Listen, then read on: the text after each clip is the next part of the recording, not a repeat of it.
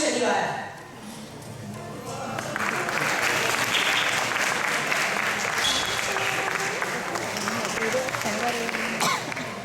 Shani ಅವರಂತ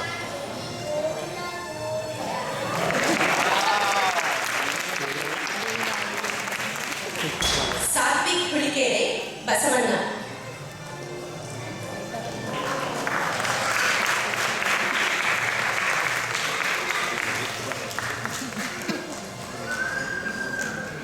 Krishna.